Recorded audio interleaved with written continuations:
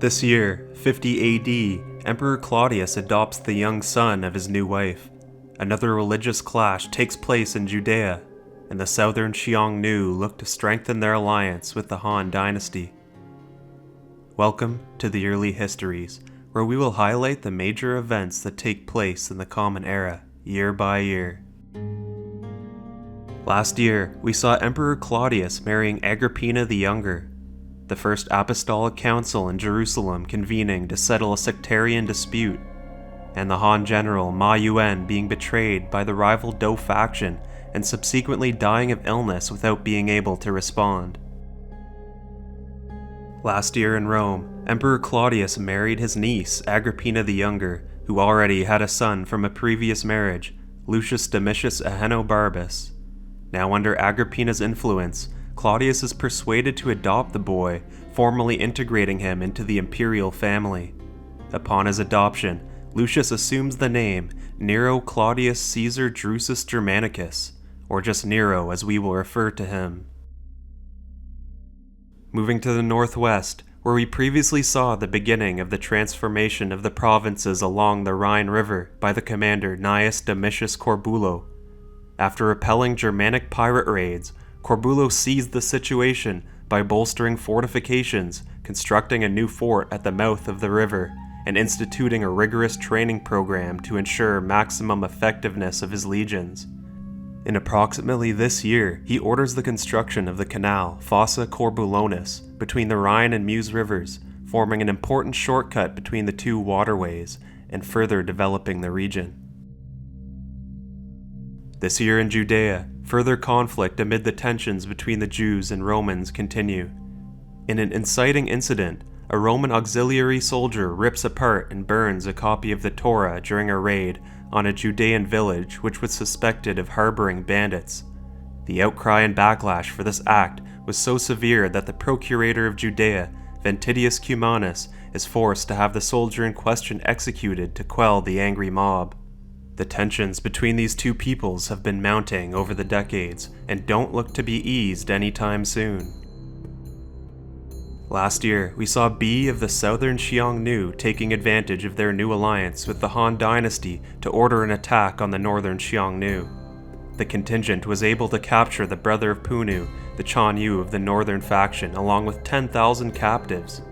This year, Punu's brother is able to escape for a short time and rallies some troops on his own, but is swiftly defeated.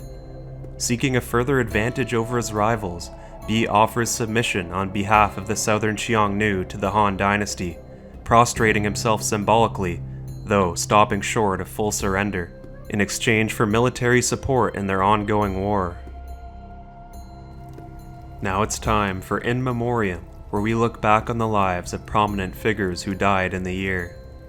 Philo of Alexandria was a Hellenistic Jewish philosopher who lived in Roman Egypt and sought to harmonize Greek philosophy, especially Platonism and Stoicism, with Jewish theology. He believed that the Hebrew scriptures could be interpreted allegorically, and that reason and divine revelation ultimately led to the same truth. Although he came from a prominent Jewish family in Alexandria, he lived through periods of intense tension between Jews and Greeks in the city. Philo led a Jewish diplomatic mission to the Roman Emperor Caligula, defending Jewish rights and appealing for tolerance during a time of persecution. Phaedrus was a Roman fabulist who is best known for adapting Aesop's fables into Latin verse. Originally a slave from Macedonia, he was later freed and became a Roman citizen, allowing him to pursue literary work. His fables often carried moral lessons and subtle criticisms of Roman society and politics, sometimes targeting figures of authority. He wrote in a clear and witty style, helping to preserve and popularize fable literature in the Roman world. Aulus Cornelius Celsus was a Roman encyclopedist best known for his surviving work, De Medicina, one of the most important sources on medical knowledge in the early Roman Empire. Although little is known about his personal life, he's believed to have been a wealthy and educated Roman who wrote on a wide range of subjects, including agriculture, law, military science, and rhetoric, though only his medical writings survive. De Medicina covers topics such as diet, surgery, pharmacology, and hygiene, and reflects both Greek and Roman medical traditions. Celsus emphasized the importance of observation and practical experience in medicine, and helped preserve the teachings of Hippocrates and other Greek physicians.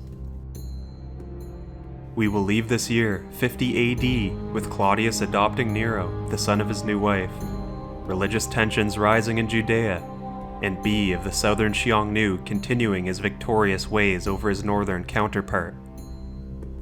If you enjoyed this video, please like and subscribe to be notified when the next iteration of the yearly histories will be released.